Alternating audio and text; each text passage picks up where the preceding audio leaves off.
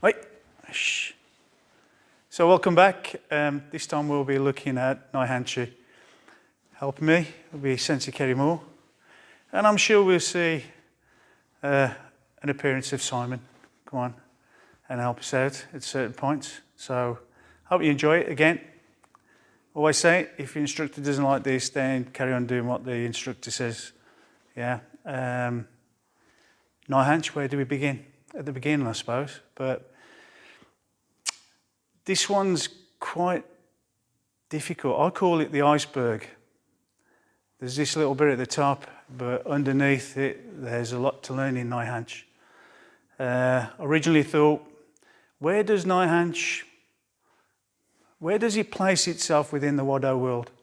It's a difficult one to ask. Unfortunately, Otsuka the First isn't here. So it'd be quite interesting to understand why did Nai Hanchi and Seishan kata. I'm sure Sensei Kerry will be delving into the history and maybe something will come out there. But with Wadoryu, we're all about Taisobaki, not trying to get hit. Whereas Nai Hanchi, it's quite a static kata. Small, basic moves. So what we'll be doing first is looking at the kata in itself and looking at a few pointers of the moves and where your arm and where you should be looking. And then later on we'll be trying to look at some applications for it. And also we'll be looking at possibly how you use your internals on the kata. And some of the Okinawan guys, please forgive me for this. It's the start of my journey. We've only been doing it for the past, 5 years, something like that. So we'll be looking at it and seeing how we can apply it. See, to me, you have the Wadoryu world, and then with the katas, and then it seemed as though on the periphery there was Nai Hanchi and Seishan kata, and how did we actually combine that into this moving Taisobaki Wadoryu world? And it was always a little bit of ambiguous to me on how it evolved and how it should be introduced into the mainstream of Wadoryu.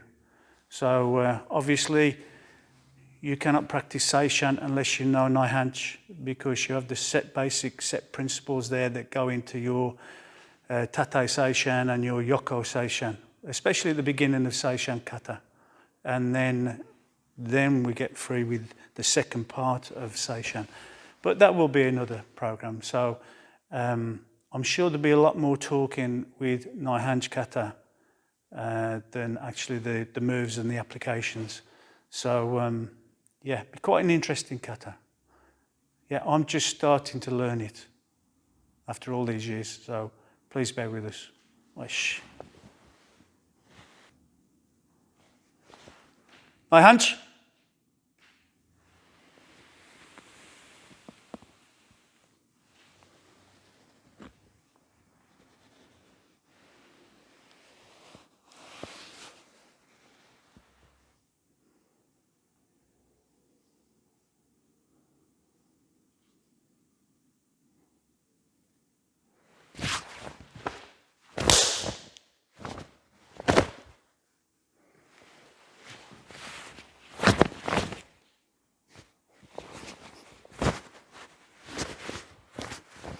Hey!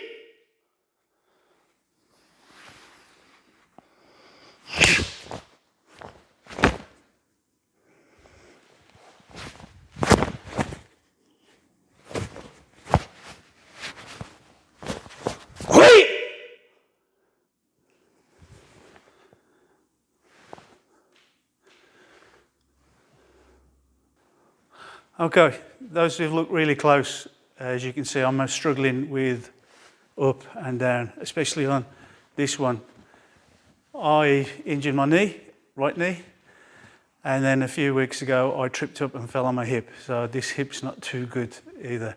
It's all part of getting old. So I didn't want to fall over and I didn't want to injure my knee, but facts of life. But I really wanted to do Nai Hanchi. So if you see me wince slightly and my foot not coming up as high as it should do, then you'll fully understand, especially some of some of you older karateka, so bear with me. Okay, so we start off in Keisoku, and bring the hands in. Okay, try and use your breathing. So when you come up, breathe in. Thumbs, breathe out. Breathe in. Breathe out. Breathing in. Breathe out. Then when you're attacking, you should have no air inside your lungs. So you've actually expelled everything.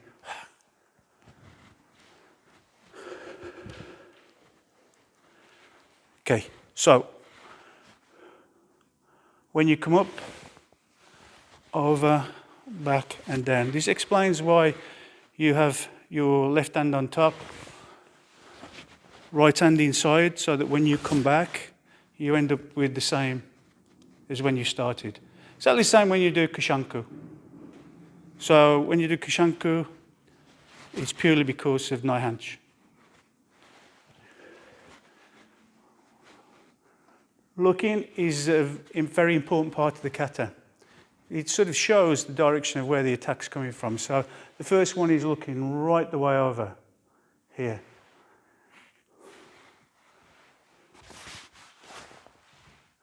And strike. We'll be going through the practicalities afterwards. It's just to give you some prime knowledge of where your arms and where your defense should be. So, yeah. Then MP, come back, looking over here.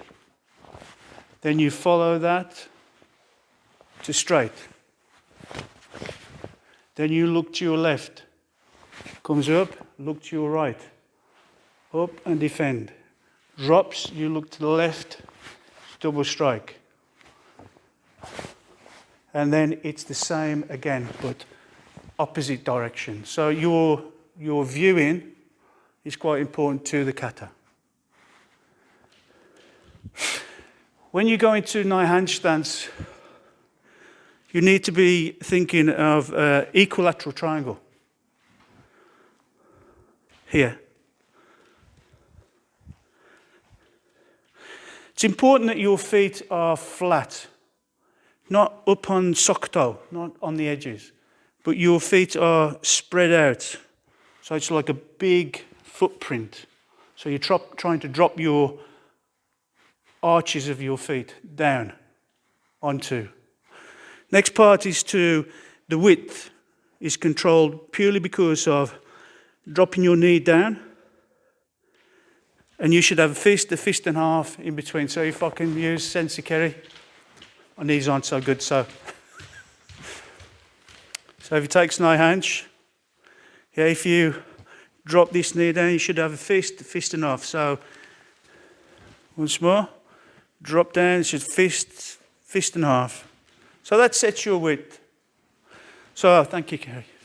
So that sets it for your Naihanchi. Also your Yoko Seishan, and also your Tate Seishan. So try and remember, drop the knee, foot and a half.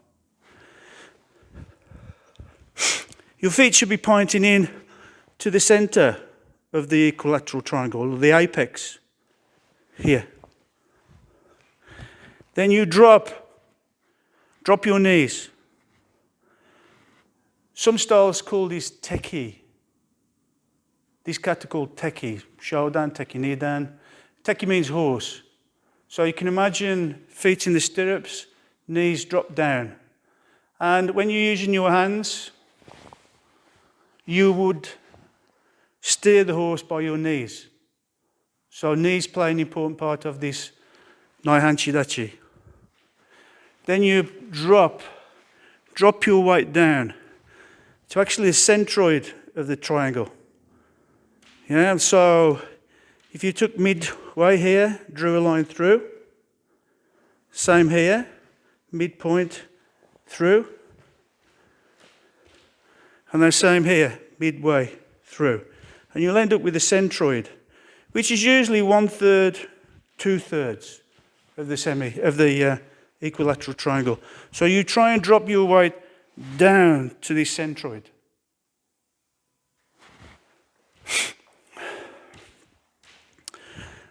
When you step in, you try and use the sokoto and the rollover. When you first try to do Naihanch, you might have to turn your hips and then turn the hips back to help you. I've sort of come full circle. Because I have the problems with my knees now, I have to use this, moving the hip in and let it come back. That helps me gain Naihanch as I'm stepping across. Here, when you're stepping through, you come up, across and strike. Applications we'll be looking at after.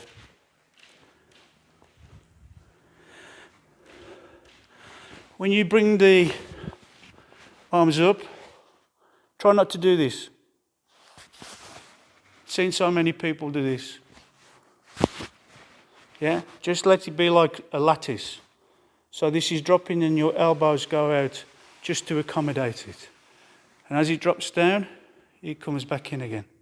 So be careful of that, right? So, 1 and 2 and MP. Try and use just the top half and try and use it as a minimal amount. And come back. So of course we was pointing that way, looking. Now we're looking at 45 or slightly over. Gidan-barai and Nanamizuki. When you do Nanamizuki, try not to make it artificial. Pulling back. Make it like a Tomokomizuki or where it just relaxes. Just relaxes. Not pull back. So here, it's punched, but it's come back in a relaxed position. When you move across, sokoto, roll over. Not this. Try and use your shoulder to do it. Then, gidan-barai. But again, try and use your shoulder. Try and use this. And bring your chest in. This fist should be pointing Jodan, not down here. Pointing Jodan. Look, comes up and back down. But try and keep your body here. And try and bring your knee as high as you can. Up, down. Back into your Naihanch stance. Cover. Same this side, try and bring your foot right the way up, but keep your center here. And again, across. Drop, look, and double strike. Open, turn, start pulling back. Seishan. Seishan position. If you pull back, you can't do the application. We'll look at that application after. Here. Then MP. Pull back. Then the kata is exactly the same, but hantai gawa. Other direction. I think this is the only kata I know where it's part of the pattern. You do one side and then you do the other side. When you finish, obviously your foot's this one needs to just relax open so the inside of your foot is straight for this one to come up. If you don't, it doesn't work. So just relax and come up. Hands, right.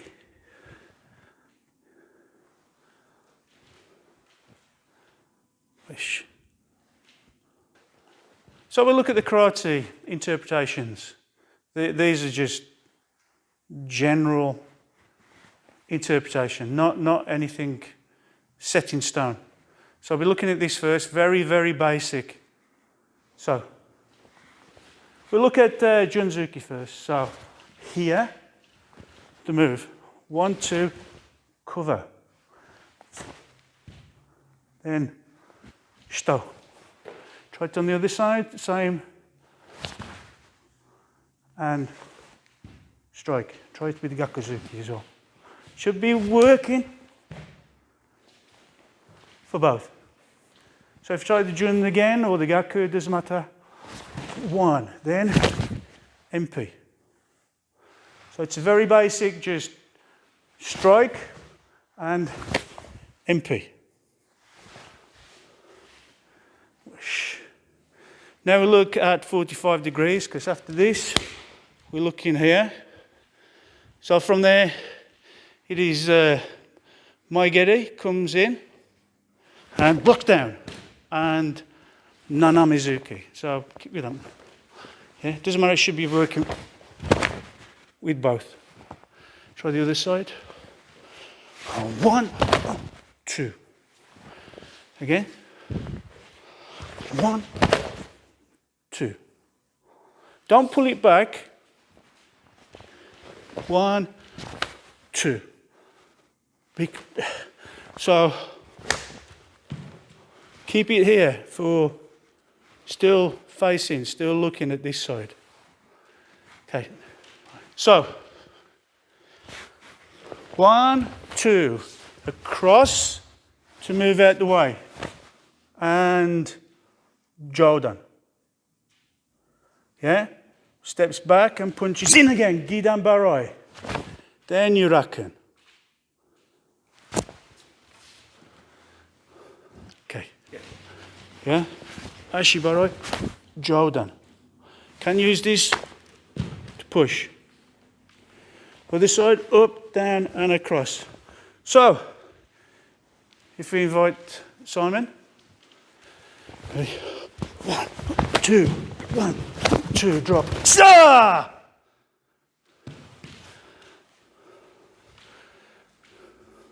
Okay, so this part.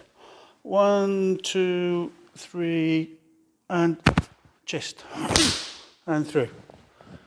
So, open from the shoulder, not the wrist.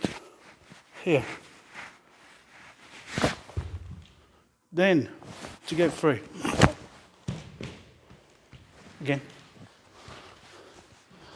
1, shoulder.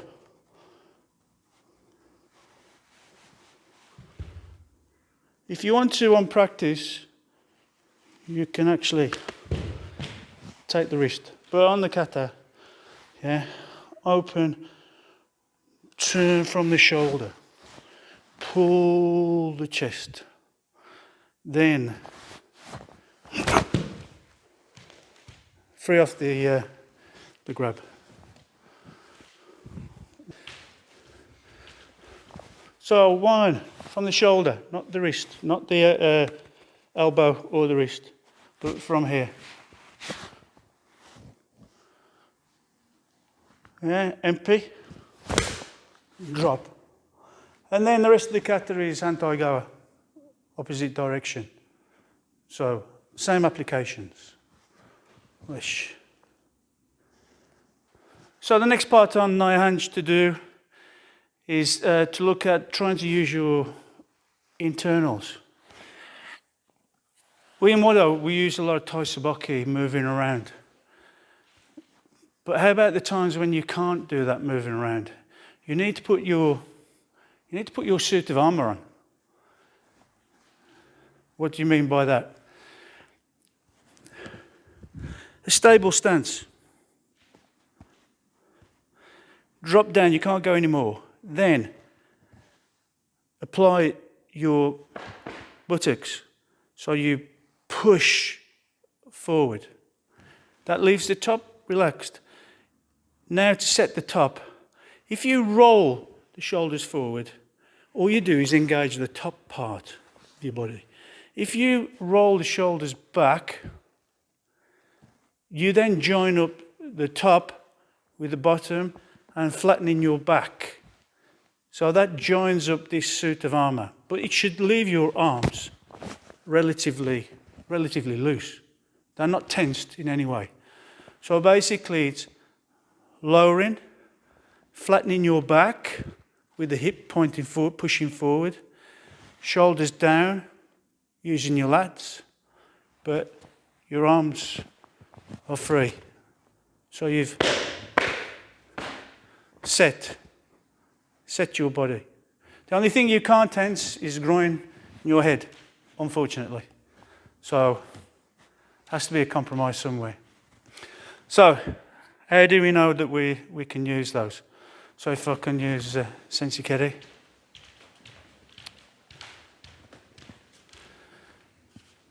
So here,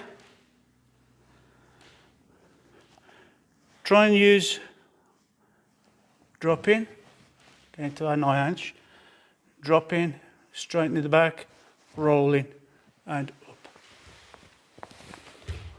Then just change slightly and down. If you try and use this to lift, simulating just using the top half. So if you just hold, now resist. Difficult to do. If I'm underneath and set, roll back, now lift. Totally different feeling. So,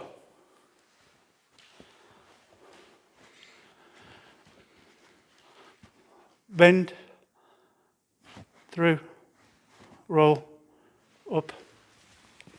Try and keep to the kata, no short moves. Through. Okay, if Sensei-keri grabs again, you can up and through. If you use the one arm, up, round, down. Then if we try and relax, totally relaxed, grab here. This one comes into punch, you cover. Round. I'm going to move this one out the way so as it clarifies it, makes it easier to see.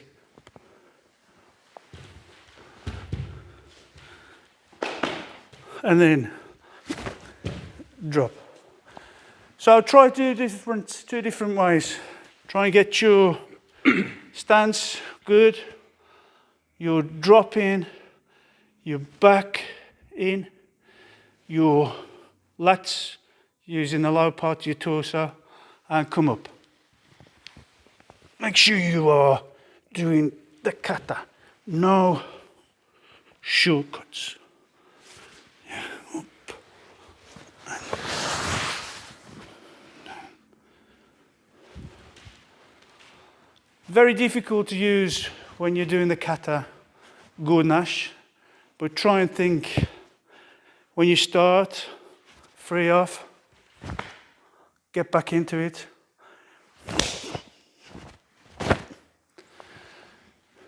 Then try and get that feeling all the way through your kata, from right at the beginning, right to the end. I know some styles, they'll take you at their Seishan kata, fix, and then their instructor strikes, making sure that they don't flinch. Yeah, they're prepared to take a kick, but we don't do that style. But you can pinch bits and pieces from it to try and get to this. Try and protect yourself. If you see a punch coming and you can't move, then put your suit of armour on. Yeah. So here you can also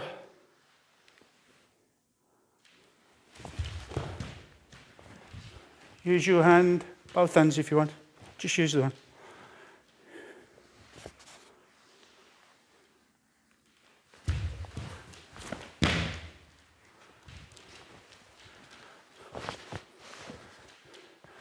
use to put the lock on, then strike. Yeah, when you're going through, 1, 2, MP, pull. Grab. Both, if you want. Yeah, stepping in and pushing. And MP. And grab. Pull. Pulling down. Punch. When you're going across, cover. If they start pulling, diffuse it by going through. The worst thing you can do is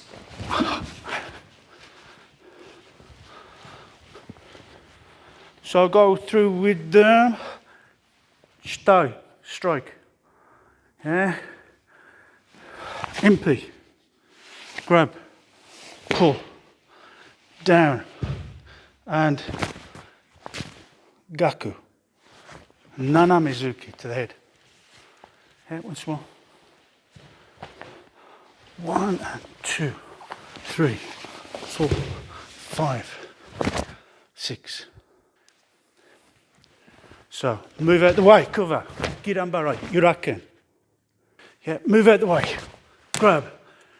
Bring your body in, arm up, then chest, down, right, and strike.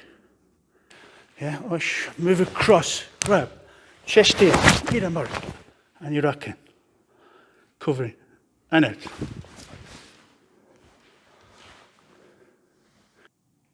Welcome to this section of the Naihanchi video. I mentioned before I gave myself a side project to do each year. I do my normal training, and in January I'll pick a subject and pursue that for a year. This year, I mentioned before, it's grappling and throwing, which is why a lot of the videos have been a little bit grappling, throwing heavy.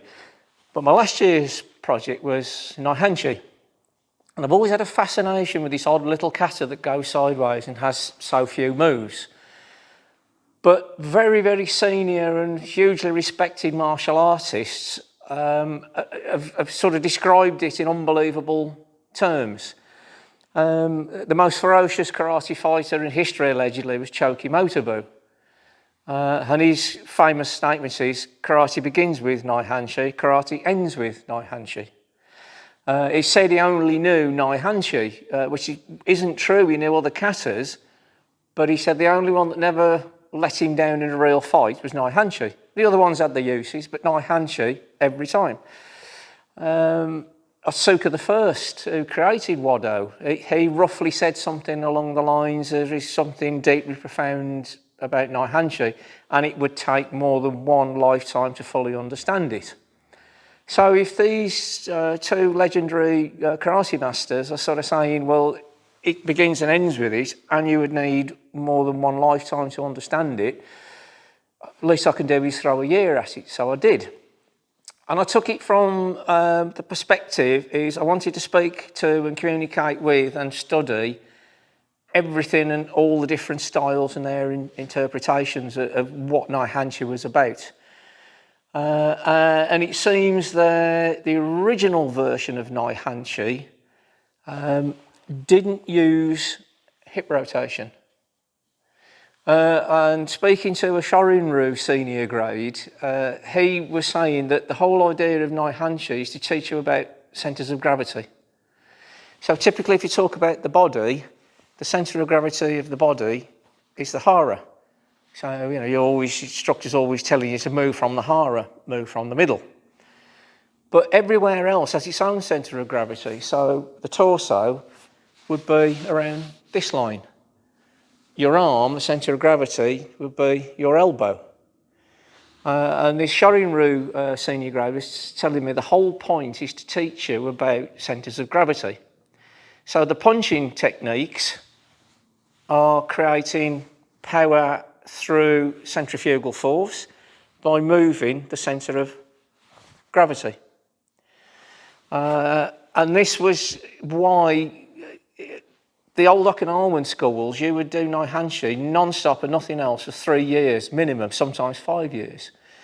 So when I first thought about this, well, how can you keep like going for 5 years? And then you speak to these people, and the level of depth and complexity that's involved with it, I can now understand why Otsuka the First says you could never learn it in a lifetime. It's like a never-ending rabbit hole, which when you think to get to the end of one water and it disappears off somewhere else. Even down to the looking left and right. The Shorin-ryu master that I was having a dialogue with, he said, well, if you look to the left, no matter how hard you try, your centre of gravity shifts. So the whole idea is you look to the left, you turn your shoulders to the right. So you maintain your centre of gravity.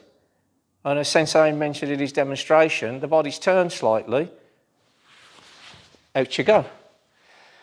So people have gone to this level of depth and complexity that even the head turns are relevant, maintaining this perfect sense of centre of gravity. So I looked at it and it got ever more complicated.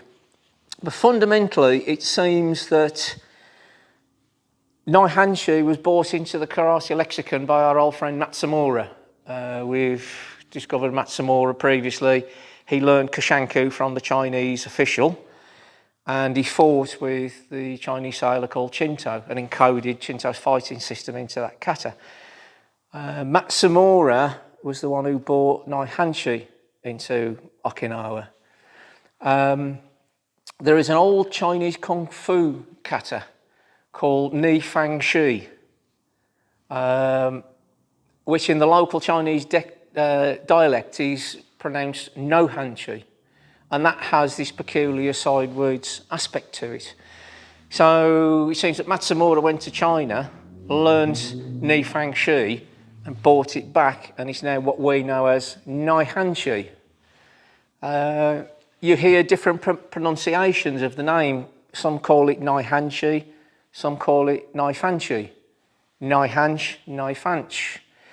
And the stuff that I've learned from my research is the Naifanchi pronunciations tend to be the Okinawan ones. So Naifanchi is a little bit closer to Nifangchi, the Chinese pronunciation. So when he went over to Japan, it became Naihanchi, maybe made a little bit more Japanese sounding rather than Okinawan Chinese. But there's a lineage all the way back. And again, speaking to various sort of experts in Naihanchi, the original method of punching was to isolate the hips. The hips didn't turn. It was only the upper body that turned. So you're using your centre of gravity and the centrifugal force by the turning of the centre of gravity to create the power in the punch. Having spent many years training and learning how to use my hips, this just sounded like bizarre. But I started playing around with this in training, getting people to hold pads for me and punching, and I could feel the power was starting to come along. So I thought maybe there's something in this. Well, by coincidence, a couple of weeks ago, there is a course run called the JMAC, Japanese Martial Arts Council. Been running for many, many years now. And Sensei Tomiyama, the Shito-ryu 9th Dan, he's been the regular feature all through the many years, an exceptional martial artist and a really nice guy. And somebody asked him the question, how do you generate power in your punches?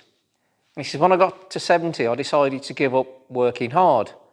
So I stopped rotating my hips, and he says, I use posture. And then he proceeded to punch one of his students just using his upper body. And this poor student looked like he'd been shot. He was absolutely destroyed. So I went back to the dojo and I asked one of my training partners to hold the pad, and I did it just using the upper body. And I didn't need to see his reaction because my hand hurt. Even punching a punching pad, it made my hand hurt. And he said the power was just off the chart. So, okay, how are we achieving this power? And Sensei has touched on this with the internals. And what Tomiyama Sensei was saying about posture was a very brief way of telling you how to engage various muscle chains. It's too complex to go in here, and we may end up doing another video on this. But there are muscle chains that connect your head to your feet, that connect your lower vertebrae to your thighs. And what he's talking about by posture is a quick and easy way of engaging these muscle chains. Once you get them engaged, then you can punch just using the upper body, and the output is tremendous. I'm not claiming to be an expert at it, I'm still working on this myself. But I can't dismiss it as being nonsense anymore, because I've seen Tomiyama Sensei do it, and I managed to achieve one of these punches on some pads. So that was the original idea of Naihanchi, is to teach you about centrifugal force, centres of gravity using the upper body. It seems that Itosu changed it to make it more as a feeder kata into Seisan or Seishan. We've mentioned Itosu before. He chopped Kushanku into parts to make the Pinan katas. And it looked like he was trying to do the same with Naihanchi. So it was Itosu who introduced the hip twist rather than just the upper body. He also changed the way the stance was set up. The original from discussions with various senior Okinawan styles is in Naihanchi, when they do it, is they tip backwards and go into the heels rather than being in the centre of the feet. And Choki Motobu mentions this in his book. He vehemently disagreed with Itosu about this turning the body and introducing the hips. And Motobu was a student of Itosu's. But Itosu was saying that we're into the stance, and like a lot of classic Okinawan kata techniques and stances, you pull the feet in. If you pull the feet in, you'll engage the adductors in the legs, and you'll feel your hara engage.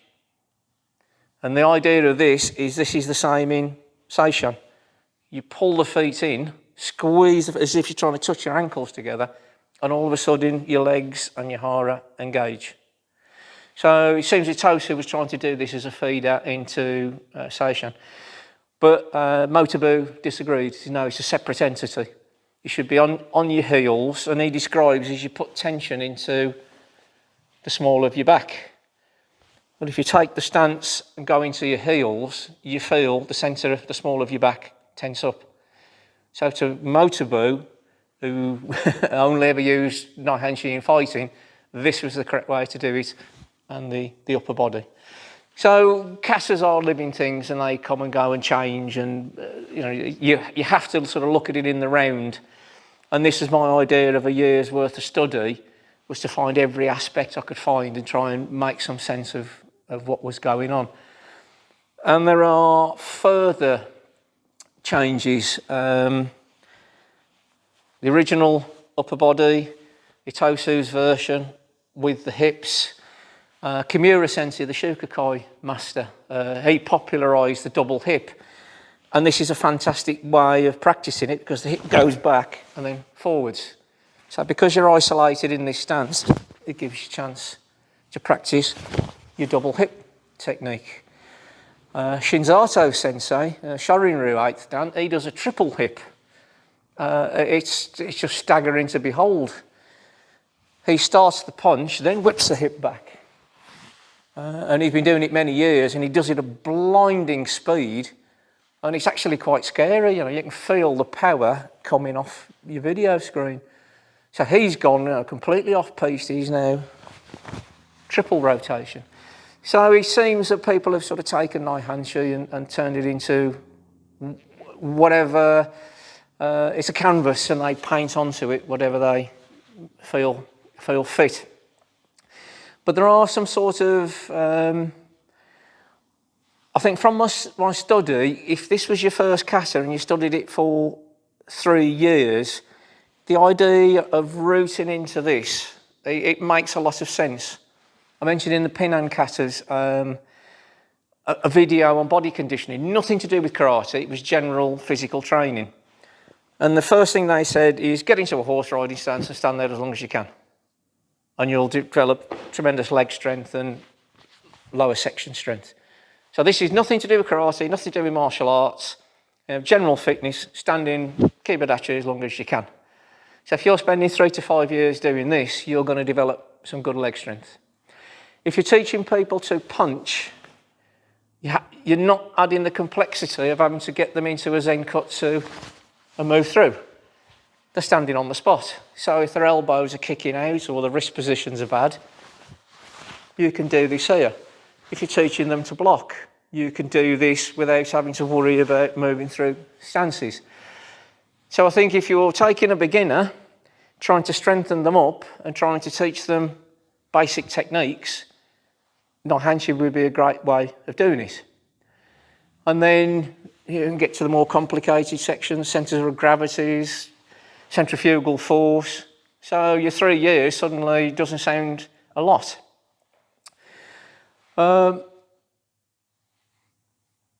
Looking at Motobu's book, which I was reading recently again, when he's demonstrating the bunkai from Naihanchi, he's taking more of a Tata Seishan stance, which as Sensei pointed out, if you're in Naihanchi and turn sideways, you've pretty much got Tata Seishan.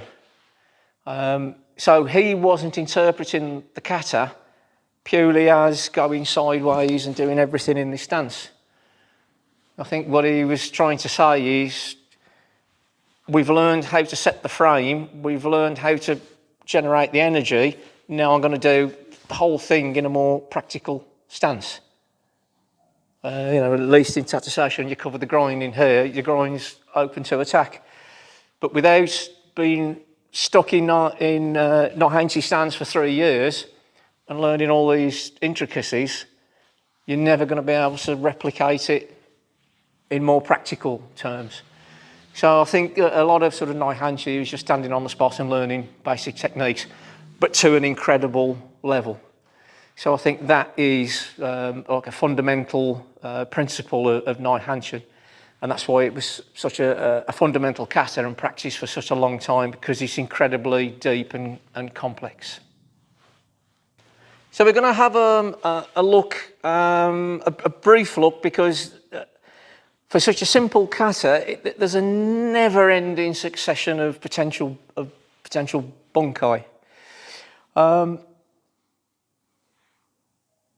The name Naihanchi apparently translates to internal divided conflict. And that's this idea that you are creating power through centre of gravities and centrifugal force. So that sort of plays out a little bit into our application. So what I want to sort of demonstrate as a practical technique is this section, the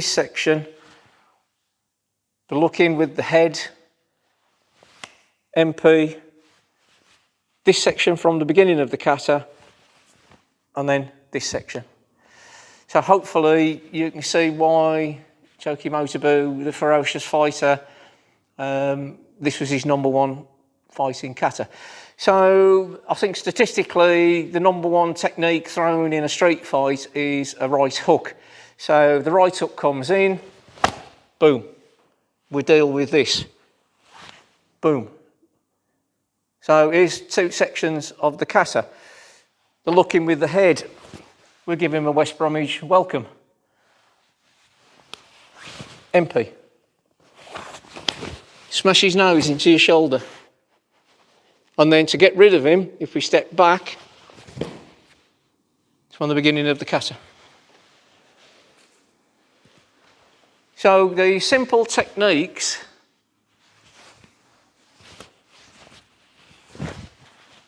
just taken from random from the kata, you can see very practical, very useful. Motobu loved it, and he used to go down the docks and fight drunken sailors for fun, just to try out his applications from Naihanchi, and he says it never loosened him down. Maybe you can see why.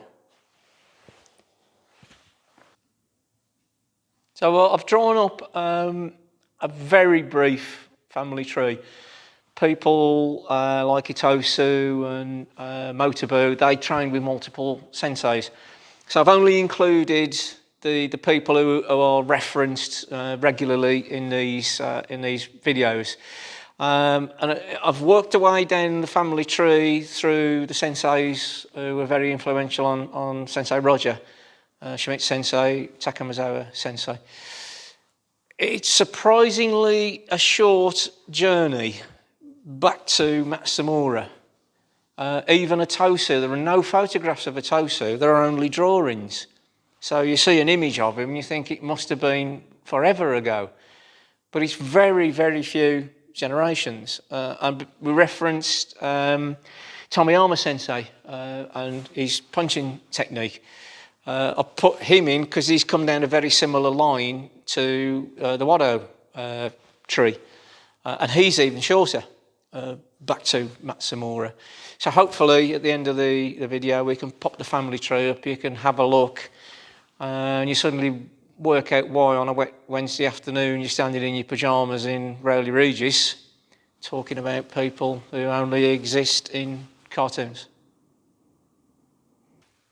So whenever we're practicing Kishanku or Naihanchi, I'm always asked, well, how high do I take my hand? How wide do I take it? How low do I take it?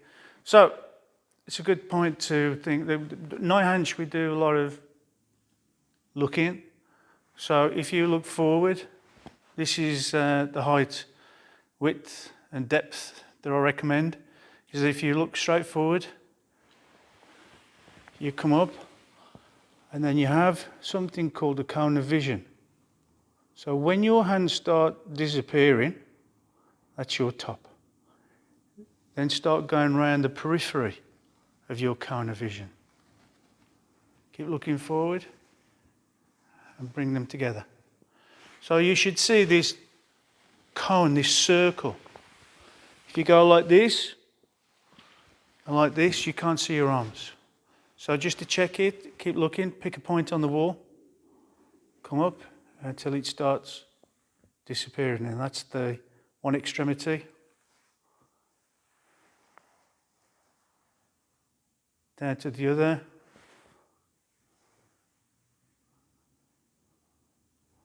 Here, don't go doing this. Else that'll be a little bit stupid. So, and the other side. Keep looking. If you do that, and you end up doing a kata like this, then I advise you go to the opticians very quickly. So, thank you. Okay, so we've come to the end of the Naihanchi episode here. We will continue researching Naihanchi. Once you open one avenue, another avenue occurs. It's such a short kata. And some people, they don't do it at kata competitions because it's so short. Which is a shame really, because if you put this heart and spirit and the stances, the body structure into it, your posture, which is a big important part of Naihanchi. It's a shame that it's not included in competitions. So, but thank you for joining us, and maybe in the future we'll come back and do another one and see what else we found. So, enjoy. Thank you to Kerry Sensei and Simon for participating. Thank you again. Ush.